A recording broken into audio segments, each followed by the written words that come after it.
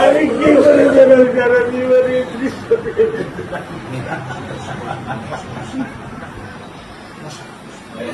আমার এই দৃশ্য আমি কি দিয়ে পূরণ করবো?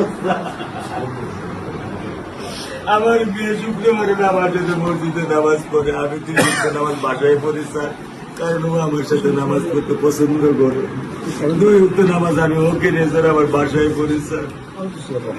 আল্লাহ আমি জানি না, আল্লাহ তো আমার কোন পরীক্ষা করেছে, এই দুঃখ এই কষ্ট মৃত্যু ছাড়া আমার আর কোনো শেষ নেই স্যার, আর কোনো শেষ নেই স্যার।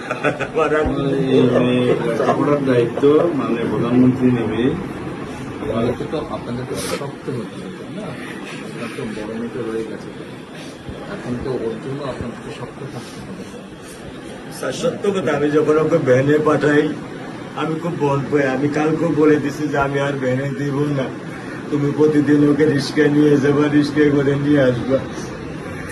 আমি ক্লান্ত স্যার, 10 বছর বয়স থেকে স্যার অবহেলা পেতে পেতে পেতে পেতে স্যার আমি আর নিতে পারতেছি না স্যার।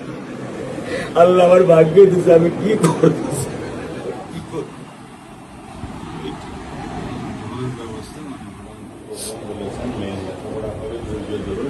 বিচার তুমি খুব সম্পৃক্ত সময়, কারণ এটাকে বেশি বলতে পারবো না, কারণ আদালতের বিষয় তো।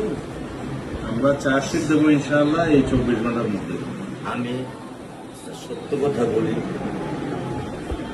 আমার 55 বছর বয়সে আমি এত দ্রুত, এত সুন্দর, এত সুচারুভাবে আমি কখনো দেখিনি। এটা আমি বুঝতে পারছি না, এটা তো বুঝতে এটা আমি বুঝতে পারছি স্যার। প্রধানমন্ত্রী চলে আসছেন, এটা আমার সৌভাগ্য। আমি সত্যিকার ভাবে স্যার আমি বলি, আমি এটা স্যার প্রত্যাশা করিনি যে আপনার মতো মানুষ আমার এই 10,000 টাকার একটা প্ল্যানে স্যার আপনি পা রাখবেন, কিন্তু এই বিশ্বাস ছিল যে আপনি আর 10 জন না। যে মানুষ ট্রাফিক সিগন্যালে দাঁড়িয়ে থাকে, নিয়ম মেনে চলে, সে মানুষকে বুঝতে স্যার আমার এইটুকু বয়সে স্যার যথেষ্ট স্যার। স্যার আপনি একটু ধৈর্য ধরবেন, আমি ওকে কোনো নিয়ন্ত্রণ করতে পারতেছি না। আল্লাহ চায় আপনার সন্তানের এই অবস্থার জন্য যে দায়ী, তার বিচার ইনশাল্লাহ হবে, সেটা শীঘ্রই হবে। আর মালিক যে আল্লাহ তাআলা মালিক, ওনার কাছে সাহায্য চান, ওনার কাছে সাহায্য চান, আল্লাহ রহম করলে সব কিছু দিতে পারে। মানুষ হিসেবে আমাদের যেটা করার আমরা স্যার মিরপুর 10 নম্বর আইডিয়াল স্কুলে ক্লাস 9-এ পড়েছে। টোটাল ওগুলা নিয়ে চিন্তা করবেন না, ওগুলা ইনশাল্লাহ ব্যবস্থা। আপনি যখন যেহেতু বলেছেন, আপনি আপনার কষ্টের কথা বলেছেন, সেই ব্যাপারে আমরা যেটা আমাদের পক্ষে সম্ভব ইনশাল্লাহ। আপনি কিছু বলবেন?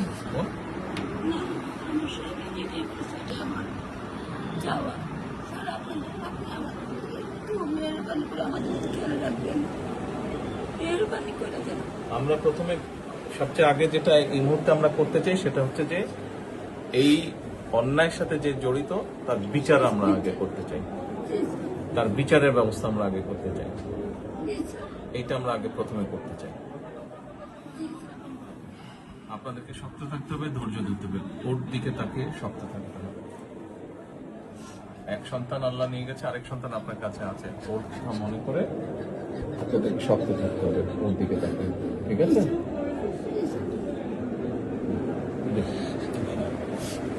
চলে আসবে, হ্যাঁ ভাই, চলে আসবে।